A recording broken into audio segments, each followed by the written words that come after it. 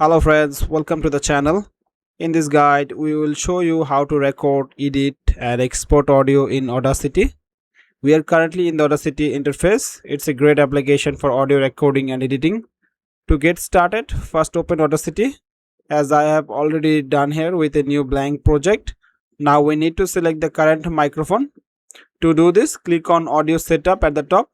Then hover over the recording device and select your desired microphone. I have selected mine. Once the microphone is selected, we are ready to record. To start recording, click the red record button at the top. As soon as you click and start speaking, you will see the waveform and audio levels appear. Once you are done recording, press the stop button at the top. If the audio spikes or waveform appears too high during recording, you may need to lower the recording level at the top of a bit. I usually keep mine slightly lower since louder audio runs the risk of clipping or distorting. On the other hand, if your audio sounds too quiet, you can click and drag to increase it. Now that recording is done, it's time to edit. Let's say you want to remove a specific part of your audio. To do this, select the selection tool at the top or press F1 on your keyboard. Then click and drag with your mouse over the section you want to cut.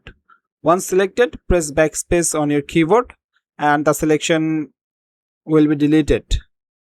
This way you can easily trim the beginning and unused middle section or the end of your audio.